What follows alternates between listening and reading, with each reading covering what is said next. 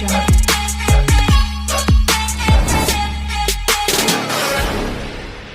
ఈ తెలంగాణ రాష్ట్రంలో రైతు భరోసా ఎప్పుడు వేస్తారని చాలా మంది రైతులు చాలా రోజుల నుంచి అయితే ఎదురు చూస్తున్నారు. ఈ రైతు బంధు ఎందుకు వేస్తారు అని అంటే రైతులు సాగు సమయంలో పెట్టుబడి కోసం ఇబ్బంది పడకుండా విత్తనాలు, ఎరువులు మరియు ఇతర ఖర్చుల కోసం ప్రభుత్వం అందించే ఆర్థిక సహాయమే ఈ రైతు భరోసా. గతంలో దీన్ని రైతు బంధు పేరైతే ఉండే, దీన్ని ఇప్పుడు రైతు భరోసాగా పేరు మార్చడం అయితే జరిగింది.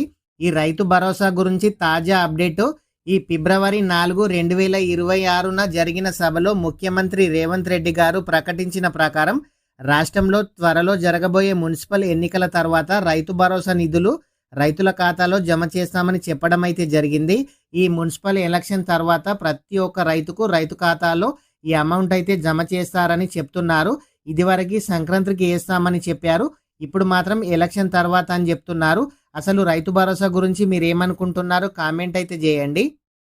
అయితే దీనికి బడ్జెట్ అయితే ఈ విడుదల కోసం ప్రభుత్వం సుమారు 9,000 కోట్లు అయితే సిద్ధం చేస్తున్నామని ప్రభుత్వం అయితే చెప్తున్నారు.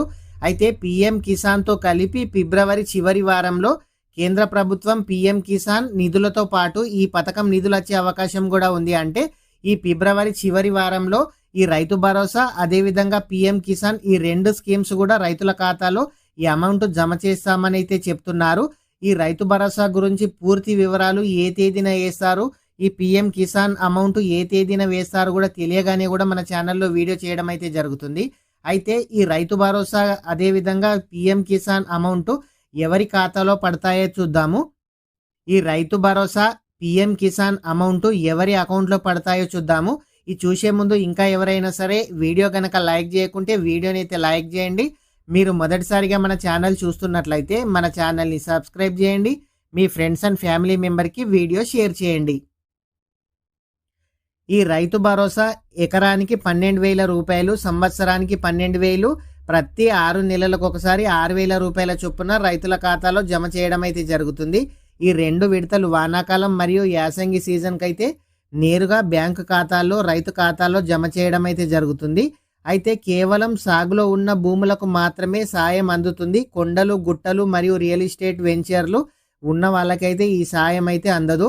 ఇదివరకు పొలం ఉన్న ప్రతి ఒక్కరికి రైతు భరోసా వేసేవాళ్ళు, ఇప్పుడు మాత్రం పంట పండించే పొలానికి మాత్రమే రైతు భరోసా వేస్తామని అయితే చెప్తున్నారు. అయితే నిజమైన సాగుదారులను గుర్తించడానికి ప్రభుత్వం శాటిలైట్ సర్వే ద్వారా భూములను అయితే పరిశీలిస్తుంది.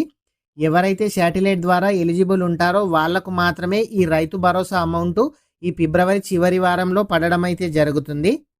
మీరు ఎవరైనా సరే ఈ రైతు భరోసాకి గనక అప్లికేషన్ చేసుకోకుంటే పట్టాదారు passbook, Aadhaar card, bank account, mobile నంబర్తో మీ ఏఈఓ అధికారిని అయితే కలవండి. ఈ పీఎం కిసాన్ అమౌంట్ కూడా ఎవరైతే 2018 కన్నా ముందు ఉందో వాళ్ళకు మాత్రమే పడుతున్నాయి. తర్వాత రిజిస్ట్రేషన్ చేసుకున్న వాళ్ళకైతే పడడం అయితే లేదు. ఈ పీఎం కిసాన్కి కానీ రైతు భరోసాకి కానీ సంబంధించి ఎటువంటి అప్డేట్ వచ్చినా మన ఛానల్లో వీడియో చేయడం అయితే జరుగుతుంది. ఇలాంటి అప్డేట్స్ కనుక మీరు మిస్ కావద్దనుకుంటే మన ఛానల్ని సబ్స్క్రైబ్ చేయండి.